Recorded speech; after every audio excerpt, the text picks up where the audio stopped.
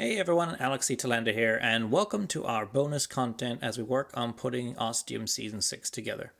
We're continuing with our Behind the Ostium series as we go in depth with the making and discussion of how each episode of Ostium came to be, as well as much more. I am joined by Dwayne Farver, a big fan of the show and creator of the spin off podcast Manifestations.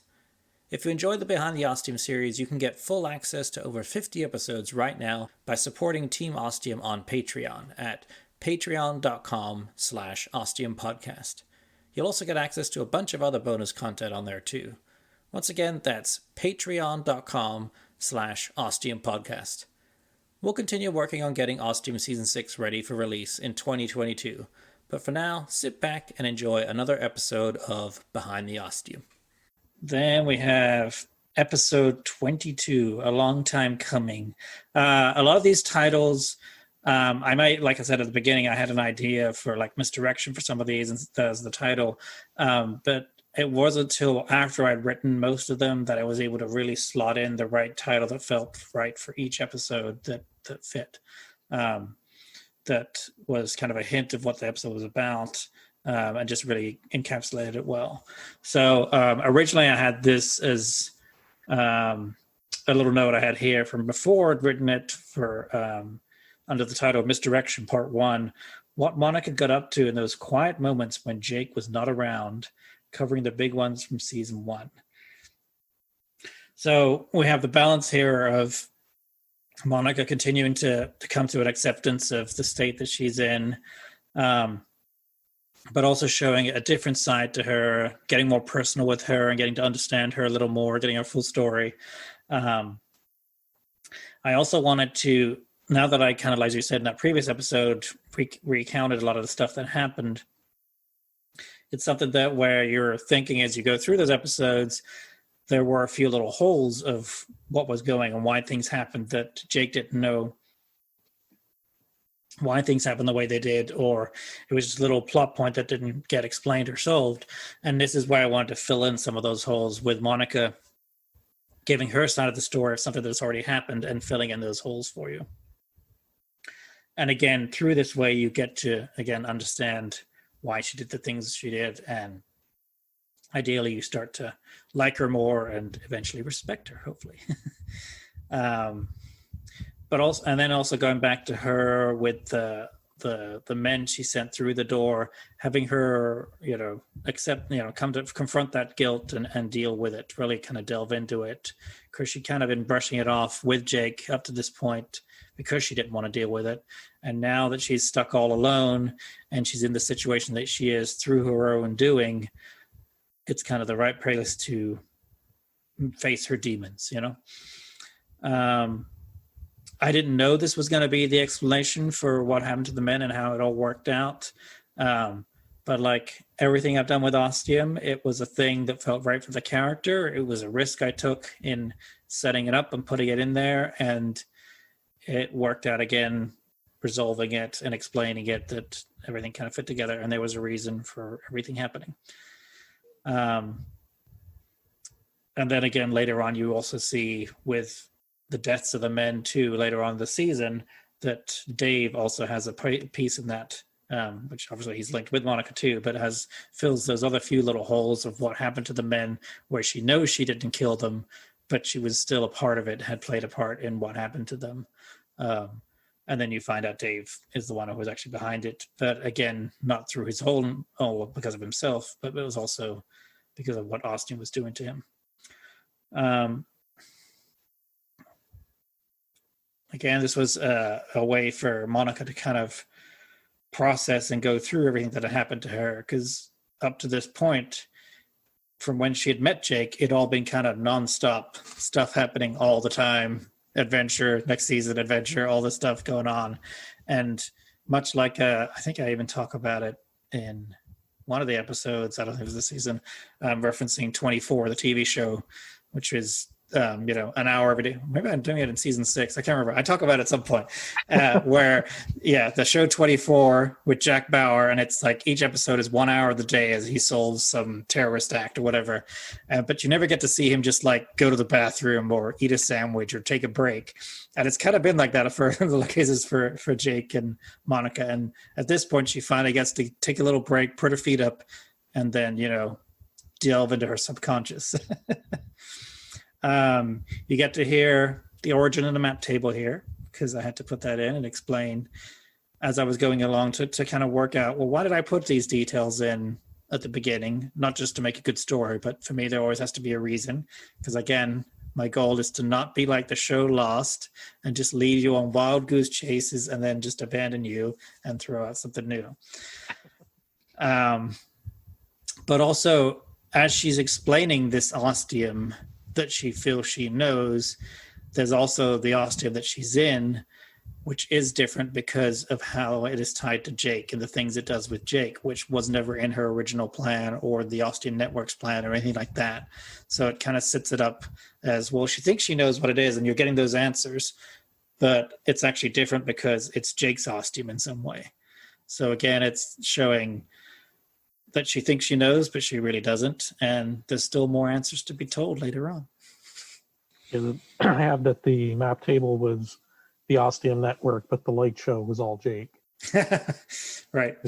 Having to find an icon or an item when you go through the door and bringing it back, putting it on the light or on the map table and the lights and everything.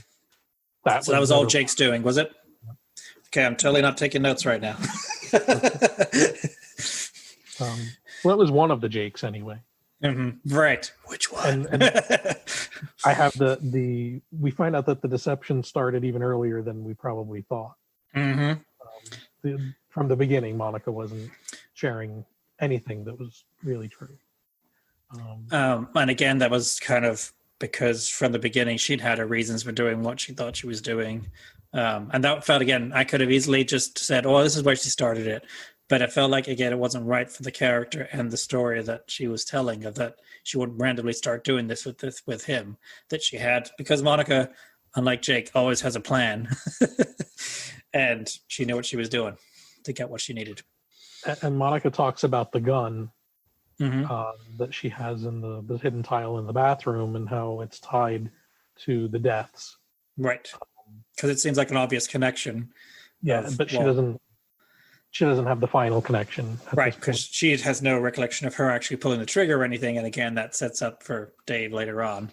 And I totally had fun doing that gun with pulling multiple sounds and just blending them all together to make a futuristic laser thing. Which really? Again ties into, I think I was saved somewhere too, is that, and again, it's like reverb and just laser and different things and stuff like that, running it backwards and playing around with it. But again, that she, when they found the bodies, there was no sign of what they died of. And that was the really big mystery. And yet here you have this perfect gun that Monica had played a part in making come into existence with the help of the scientists of the Ostium Network, that explains it all. And that's like, well, I don't remember, she doesn't remember, actually shooting them, but there's Chekhov's gun right there. And it's still got a full charge. And she mentioned that the people in the Ostium Network mentioned that the hexagon was used for reasons. I believe I didn't write it down, but I believe she said it had something to do with perfect symmetry or something to do about on multiple dimensions.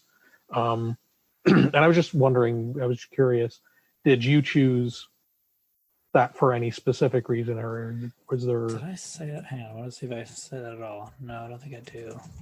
Because I thought I'd made a note about it, but I didn't. Okay. I think that was one of the rare circumstances where I just wanted something cool. Okay. And she even mentions that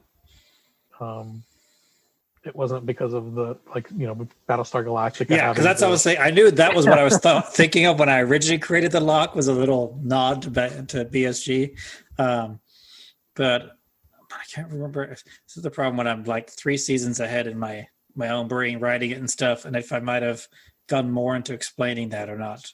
It's probably when we take apart these episodes and stuff. I don't know if it's like notes that I took for this thing or if it's something I'm going to write at a future point.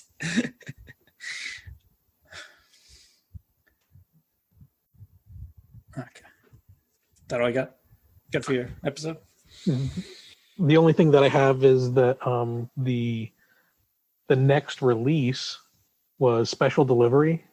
Oh, okay. For International Podcast Month, so it wasn't really episode 3, but that was on my birthday that year. Oh, cool. It actually released on my birthday. I don't know if they're doing an National Podcast Month this year. Actually, I know I'm signed up and stuff, but I haven't gotten any emails. And it's I don't think I've seen anything. And it's almost September now, actually. And I'll put this in. We can keep this in here as a little Easter egg. Maybe next year they'll do it or something. Yeah, because I didn't get emails. But I was planning to have to do an episode with a little spin-off episode with Jake and young Jake.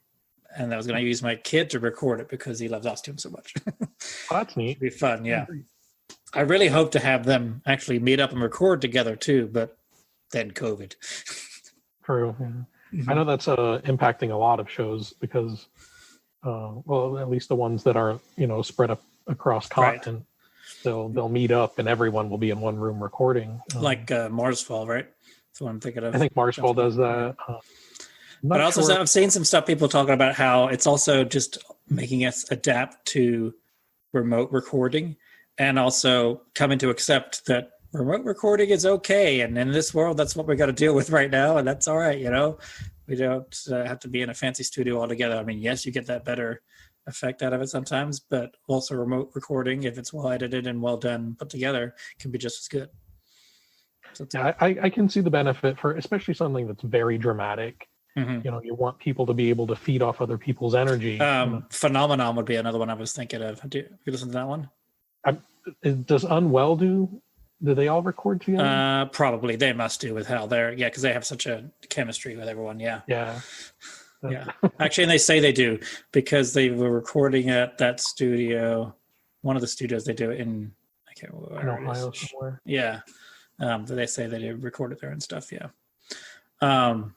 And yeah, that little International Podcast Month was a special delivery. That was just a fun little, almost like a Ostium short thing that I've done before for Patreon, the little things like that. It was fun.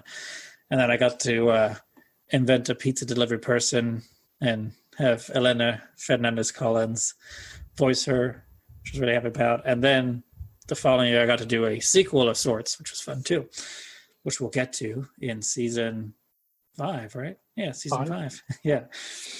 Okay. But that'll be good for episode 22. Yes.